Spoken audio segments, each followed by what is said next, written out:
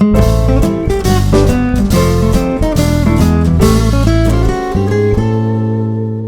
Friends, welcome to தெய்வாஸ் Nalabagam.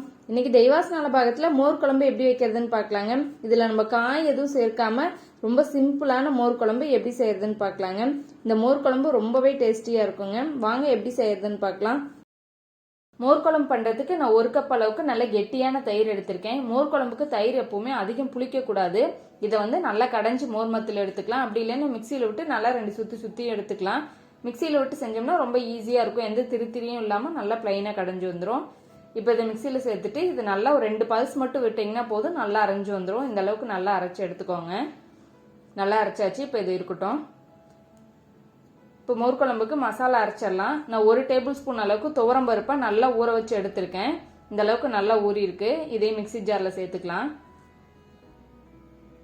இது கூட 1 teaspoon அளவுக்கு அரிசி எடுத்திருக்கேன் ஊற வச்சு. நீங்க எந்த அரிசி வேணாலும் எடுத்துக்கலாம். சாப்பாட்டு அரிசி, பச்சை அரிசி எது வேணாலும் எடுத்துக்கலாம். இதையும் உள்ள சேர்த்துடலாம். இது கூட 1 டீஸ்பூன் அளவுக்கு சீரகம் சேர்த்துக்கோங்க. இது கூட 2 பச்சை மிளகாய் சேர்த்துக்கோங்க. இது கூட ஒரு துண்டு இஞ்சி சேர்த்துக்கோங்க. இந்த இஞ்சியோட ஃப்ளேவர் ரொம்ப சூப்பராக இருக்கும் இந்த மோர் குழம்புக்கு. இதை கொஞ்சம் தண்ணி சேர்த்துட்டு நல்லா பேஸ்ட்டாக அரைச்சிக்கோங்க. இந்த அளவுக்கு நல்லா அரைச்சி எடுத்து வச்சுக்கோங்க. இப்போ நம்ம மோர் குழம்பு செய்யறதுக்கு ஸ்டார்ட் பண்ணிடலாம். அதுக்கு ஒரு கடாய் சூடு பண்ணிட்டு 1 டேபிள் ஸ்பூன் அளவுக்கு எண்ணெய் சேர்த்துருங்க. எண்ணெய் இதுக்கு குறைவாக சேர்த்தா போதும். இதில் ஒரு 1/4 டீஸ்பூன் வெந்தயம் சேர்த்துக்கோங்க. 1/2 டீஸ்பூன் கடுகு சேர்த்துட்டு நல்லா வெடிக்க விட்டுருங்க. கடுகு பொரிஞ்சதுக்கப்புறம் இதில் ஒரு பச்சை மிளகாய், 2 வரமிளகாய் கிள்ளி சேர்த்துக்கோங்க. இதை கொஞ்சம் ஒரு கொத்து கறிவேப்பிலை சேர்த்துட்டு நல்லா இதை வதக்கி விட்டுருங்க. மிளகாயெல்லாம் நீங்கள் உங்கள் காரத்துக்கு தகுந்த மாதிரி அட்ஜஸ்ட் பண்ணி சேர்த்துக்கோங்க. இதில் நல்லா ஒரு கைப்பிடி அளவுக்கு சின்ன வெங்காயத்தை உரிச்சு நல்லா இந்த மாதிரி நீளவாக்கில் கட் பண்ணி வச்சுருக்கேன். இதையும் உள்ளே சேர்த்துக்கலாம். இந்த மோர் குழம்புக்கு இந்த வெங்காயம் ரொம்பவே டேஸ்ட் கொடுக்கும். ரொம்ப சூப்பராக இருக்கும். நிறைய பேர் வெங்காயம் போட மாட்டாங்க. ஆனால் நீங்கள் வெங்காயம் போட்டு செஞ்சு பாருங்கள். ரொம்பவே சூப்பராக இருக்கும் டேஸ்ட்டு. இதை நல்லா வதக்கி விட்டுருங்க. ரொம்ப வதக்க தேவையில்லை. ஜஸ்ட் இந்த கண்ணாடி பதம் வந்தால் போதும். இந்த அளவுக்கு வதங்கினதுக்கப்புறம் இதில் ஒரு 1/2 டீஸ்பூன் அளவுக்கு பெருங்காயத்தூள் சேர்த்துக்கோங்க. இதில் கலருக்காக கொஞ்சம் மஞ்சத்தூள் சேர்த்துக்கோங்க. சேர்த்துட்டு இதையும் நல்லா கலந்து விட்டுருங்க. இப்போ இதில் நம்ம அரைச்சி வச்சிருக்கிற பேஸ்ட் உள்ளே சேர்த்துக்கலாம். இப்போ இதுக்கு தண்ணி அட்ஜஸ்ட் பண்ணி சேர்த்துக்கோங்க. இது நல்லா கொதிச்சு வரும்போது நல்லா திக்காகி வரும் குழம்பு. மோர் குழம்பு கொஞ்சம் தண்ணியாட்டம் இருந்தால் தான் டேஸ்ட்டு நல்லாயிருக்கும். இப்போ இதுக்கு தேவையான அளவுக்கு உப்பு சேர்த்துட்டு நல்லா கலந்து விட்டுருங்க.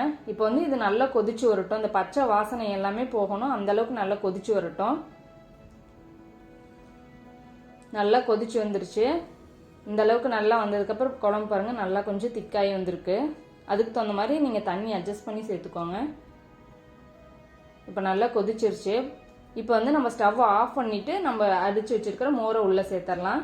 நீங்கள் மோர் சேர்த்துக்கும் போது கண்டிப்பாக ஸ்டவ் ஆஃப் பண்ணிடுங்க. இல்லைன்னா அந்த மோர் தயிர் திரிஞ்சு எல்லாமே வேஸ்ட்டாக போயிடும். டேஸ்ட்டு நல்லாவே இருக்காது.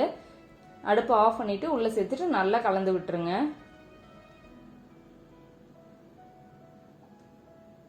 இப்போ நம்ம கொஞ்சம் மேலே மல்லி இலை தூவிட்டு நல்லா கலந்து விட்டுறலாம்.